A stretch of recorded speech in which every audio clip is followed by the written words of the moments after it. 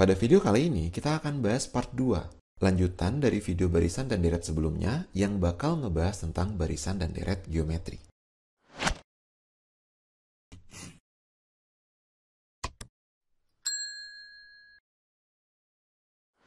Oke, definisi dasar dari barisan dan deret secara umum serta pembahasan terkait materi barisan dan deret aritmatika sudah dibahas di video sebelumnya. Bagi yang mau nonton bisa cek link di deskripsi.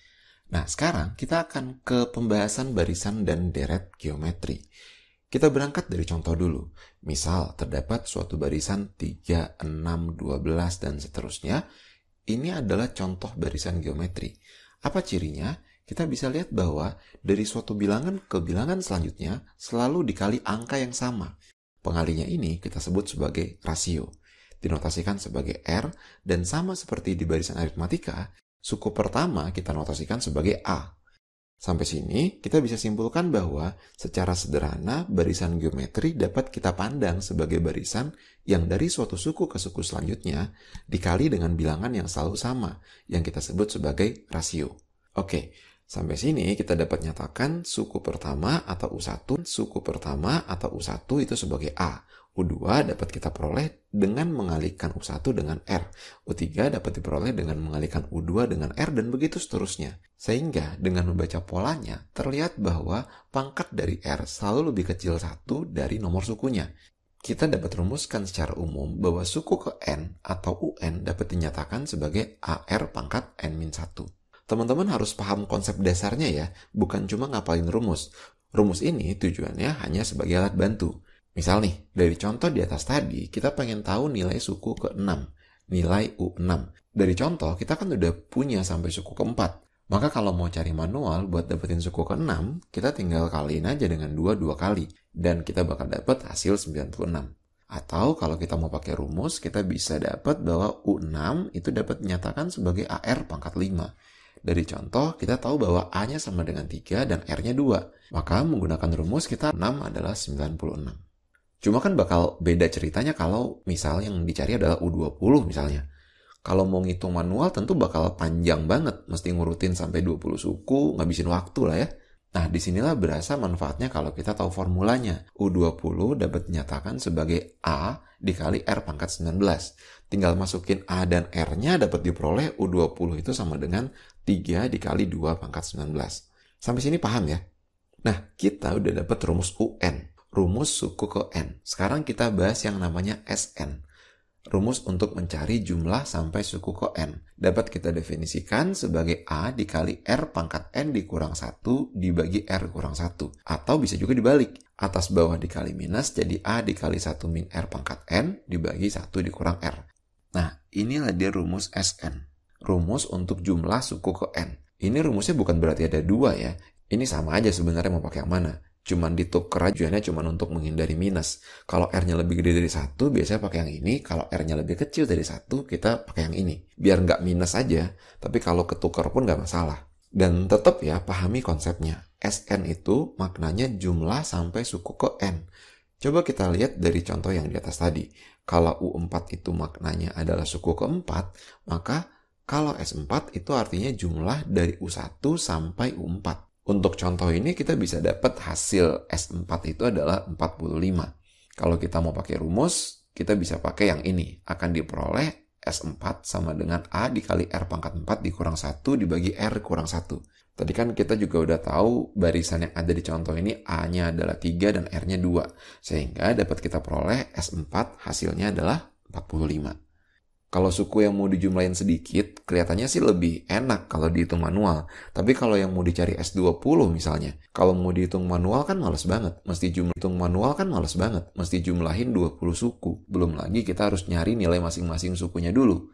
Maka tentu di sini rumus berperan penting. Nah, selanjutnya, sekarang, coba deh kita bayangkan kita mau menjumlahkan seluruh suku yang ada. Kita mau cari nilai dari U1 tambah U2 tambah U3 dan seterusnya. Bisa nggak ya kita dapetin nilainya? Atau mungkin ada nilainya nggak ya?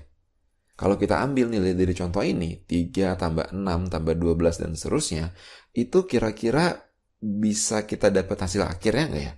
Logikanya harusnya hasilnya bakal gede banget, tanpa batas. Soalnya barisannya aja makin lama makin gede terus. Dijumlahin lagi, Ya makin gede dan tanpa batas lagi kan harusnya.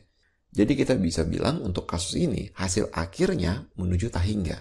Coba sekarang kita ambil satu contoh barisan lagi. Ada 4, 2, 1, setengah, dan seterusnya. Kita bisa lihat ini adalah barisan geometri. Dan kalau kita jumlahin semuanya, lihat di sini bahwa sukunya makin lama makin kecil. Sehingga ujungnya banget bisa kita bilang mendekati 0. Jadi kalau kita mau jumlahin, logika kasarnya ini bakal punya jumlah. Karena dalam tanda kutip nilainya itu terbatas. Paham gak nih maksudnya? Nah sekarang kita udah punya dua contoh. Yang satu menuju tak hingga, satunya lagi bisa kita dapetin nilai realnya.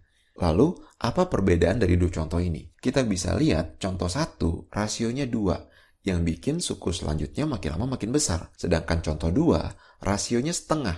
Yang akibatnya bikin suku selanjutnya makin lama makin kecil. Sehingga ujungnya nanti bisa kita bilang jadi mendekati 0. Yang artinya nanti kasus kedua ini bisa ada jumlahnya.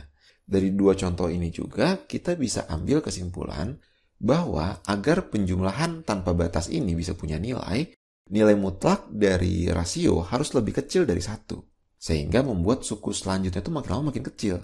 Atau bisa juga ditulis harus di antara -1 dan 1. Nah sekarang kita coba konstruksi formulanya untuk penjumlahan tanpa batas ini. Kita berangkat dari formula Sn yang ini, karena nilai mutlak R kecil dari 1. Nah kita kan mau jumlahin bukan sampai suku ke N, tapi sampai nggak ada batasnya. Maka N-nya kita bawa menuju tak hingga.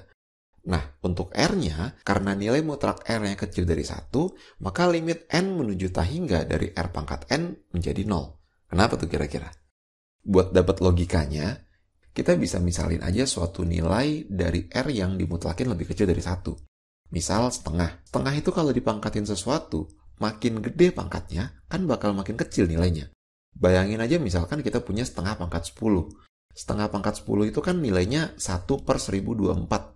Kira-kira di 0,00098 lah nilainya.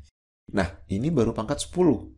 Jadi kita bisa bayangkan kalau pangkatnya dibikin gede banget menuju tak hingga, maka nilainya akan menuju 0. Oke? Maka nilainya akan menuju 0. Oke? Nah, sampai sini bisa kita peroleh nilai limit tak hingga dari Sn ini, atau yang nanti akan lebih enak kita sebut S tak hingga, dapat dirumuskan sebagai A per 1 min R. Nah, tapi ingat, S tak hingga ini bisa ada nilainya hanya kalau nilai mutlak R-nya lebih kecil dari 1. Syarat ini disebut juga sebagai syarat konvergensi. Nah, inilah kira-kira yang diomongin kalau kita ngebahas barisan dan deret geometri. Ada UN, Sn, sama S tak hingga. Paham lah ya sampai sini ya? Biar makin paham, makin ngerti, kita cobain latihan soal yuk. Ini ada soal dari SBMPTN 2018. Diberikan barisan geometri UN dengan U3 tambah U4 sama dengan 4 dikali U1 tambah U2. Dan U1 dikali U4 sama dengan 4 U2. Jumlah 4 suku pertama yang mungkin adalah, kalau mau nyobain silakan pause dulu videonya. Kalau udah, yuk kita bahas. Jadi di sini kita dikasih tahu bahwa U3 tambah U4, U1 tambah U2. Kita coba matematikakan dulu. U3 bisa kita nyatakan sebagai AR pangkat 2, U4 itu adalah AR pangkat 3, U1-nya A dan U2-nya AR. Nah, dari sini kita bisa faktorkan R kuadrat yang di sebelah kiri. Sehingga kita bisa lihat ada A tambah AR di kedua ruas. Kita bisa coret sehingga bersisa R kuadrat sama dengan 4. Nah, karena R kuadrat sama dengan 4, berarti R-nya ya plus minus 2. Dari soal juga dikasih tahu bahwa U1 kali U4 sama dengan 4U2. U1 itu adalah A, U4 adalah AR pangkat 3, U2 adalah AR. Kalau kita coba jabarkan biar jelas kelihatannya, kita akan dapat A dikali A dikali A, R kali R kali R sama dengan 4AR. A-nya bisa dieliminasi 1, R-nya bisa dieliminasi 1, tinggal AR kuadrat sama dengan 4. Nah, tadi di atas R kuadratnya kan 4. Maka kita bisa peroleh A-nya sama dengan 1. Kita cari di soal ini adalah jumlah 4 suku pertama. Kita dapat A-nya sama dengan 1, sedangkan R-nya bisa 2 nilai. Bisa 2, bisa min 2. Dua-duanya benar di sini ya. Kalau kita ambil kasus R-nya 2, maka suku pertamanya 1, suku keduanya jadi 2, kali 2 lagi jadi 4, kali 2 lagi jadi 8. Inilah 4 suku pertamanya yang kalau kita jumlahin jadinya 15. Sedangkan kalau R-nya min 2, suku pertamanya berarti 1, suku keduanya jadi min 2, kali min 2 lagi jadi 4, kali min 2 lagi jadi 8, yang kalau kita jumlahin kita akan dapat min 5. Nah, ini dua-duanya jawabannya benar. Nanti tinggal cocokin dengan jawaban yang ada di opsi aja. Kebetulan di naskah aslinya, opsi yang ada itu 15. Nah, gitulah kira-kira pembahasan lengkap terkait barisan dan deret geometri.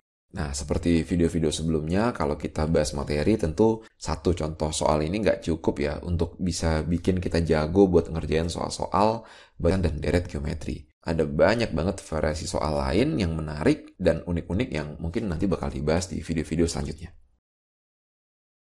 Makasih yang udah like, subscribe, dan nyalakan tombol notifikasi. Silahkan share video ini kalau bermanfaat. Jangan lupa tinggalin komen. Dan kalau mau belajar matematika lebih lanjut, bisa hubungi kontak di kolom deskripsi.